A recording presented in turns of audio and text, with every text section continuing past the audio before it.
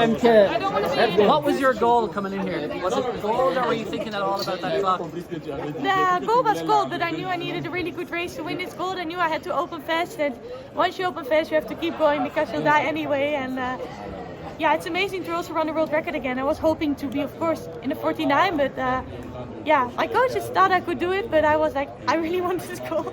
I think it was 23.5 or so at the bell. Was that the plan?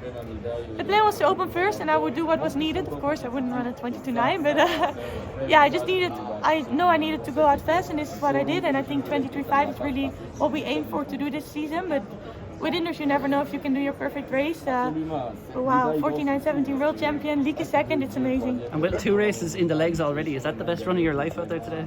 I guess it's my world record, so yeah, but yeah, with two races in the legs, it's something to be extra proud of that I can do it now. How do you feel about you and Lieke going 1-2 in this final? It's first time ever, I think. Yeah, was it European indoors also? But it's amazing. I mean, yeah, I'm so proud of us. We train every day so hard to do this, and we're now with the world-class athletes, and to be able to 1-2, and also her time 50.16. It's one you would win almost every world championship with. So it's just such a high level, and it's amazing to be part of. Will you have to run tomorrow morning as well in the prelims, or just wait for the final? I didn't hear yet. Oh, you didn't hear yet? Okay. Is there any sort of 400 time that could convince you to run flat 400 in Paris, or is it even if you ran like 48, you still wouldn't? I saw you looking at the clock when you finished. Were you hoping to see a 48 on there?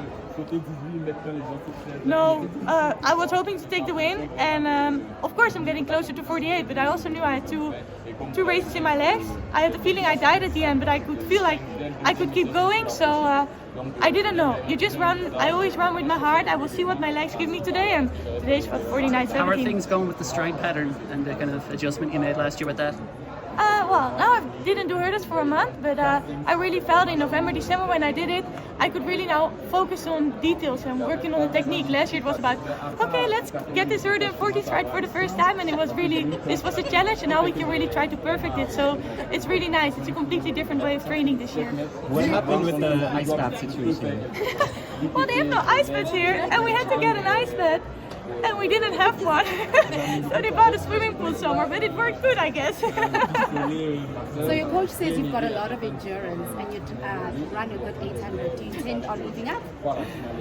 No, he likes to put this out in the world, and I'm like, please no. I must say I really enjoyed my 500 last year, but yeah, I like endurance a bit, but I like 400 and hurdles more. Lieke was saying that your coach will tell you one thing and tell her one thing, and you don't really like cross, at least when it comes to race. Like, is that true? Like, how do you kind of do you collaborate when you're going into races?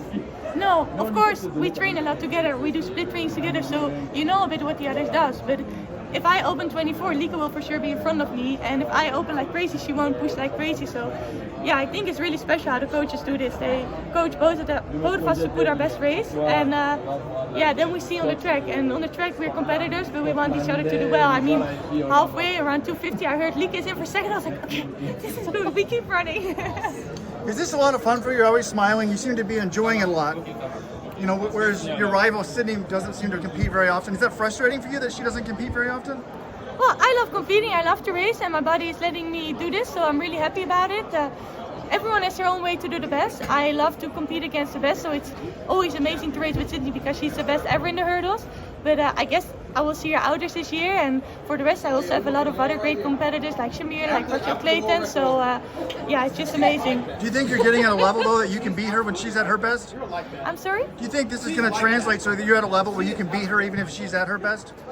Well, I hope to get closer. I mean, it's amazing to race against each other, and she will for sure hopefully bring the best out of me, but we will see. I'm focused on getting myself better each year, and we'll see if I get closer. If not, as long as I run my best races like I did today, I'm happy.